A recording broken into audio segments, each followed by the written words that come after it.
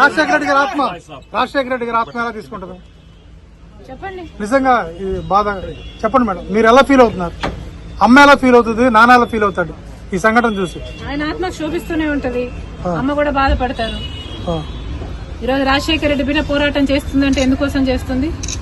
ఆంధ్ర రాష్ట్రంలో బిడ్డలకు ఉద్యోగాలు రావట్లేదని పోరాటం చేస్తే కనీసం సెక్రటేరియట్ లో రిప్రజెంటేషన్ ఇవ్వడానికి కూడా ఈ రోజు హక్కు లేదు, మాట్లాడడానికి స్వేచ్ఛ లేదు, జర్నలిస్ట్ రాయాలన్నా కొట్లాడాలన్నా స్వేచ్ఛ లేదు.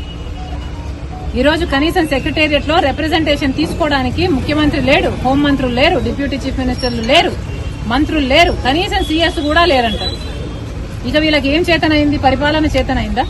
వీళ్ళ స్పెషల్ స్టేటస్ తేవడం చేతనైందా? పోలవరం ప్రాజెక్టు పూర్తి చేయడం చేతనైందా? విశాఖ స్టీల్ ప్రైవేటైజ్ అయిపోతుంటే దాన్ని ఆపడం చేతనైతుందా? క్యాపిటల్ సిటీ కట్టడం చేతనైతుందా? కనీసం మెట్రో అన్న తేయడం చేతనైందా? రైతులు ఆత్మహత్యలు చేసుకుంటున్నారు, అప్పుల పాలైపోతున్నారు, కనీసం పంట బీమా ఇవ్వడం కూడా చేత కాలేదు. బిడ్డలు ఆత్మహత్యలు చేసుకుంటున్నారు, ఉద్యోగాలు లేవు, నోటిఫికేషన్లు ఇవ్వడం కూడా చేత కాలేదు. రాజశేఖర రెడ్డి గారు వదిలి వెళ్లేసిన ప్రాజెక్టులు పూర్తి చేయడం కూడా చేత కాలేదు. మరి ఇదేనా రాజశేఖర రెడ్డి గారి వారసత్వం అంటే? ఆలోచన చేయాలి. ప్రజల కోసం కొట్లాడుతున్నాం మేము ఈ రోజు. కనీసం కనికరం లేకుండా, మహిళలను చూడకుండా రాత్రి నన్ను పార్టీ ఆఫీస్ లోనే ఉండేటట్టు చేశారు. పాపం కదా? ఒక ఆడపిల్లని ఇలా చేయడం పాపం కదా? పాపమే. ఆంధ్ర రాష్ట్ర ప్రజలకు, ఆంధ్ర రాష్ట్ర యువతకు చేస్తున్నది వీళ్ళు పాపమే.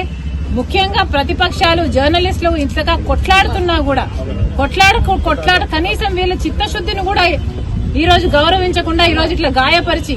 మేడం, మీ ఆర్కే గారు మళ్ళీ జాయిన్ అయ్యారు మంగళగిరిలో, నిన్న మీ అప్పటి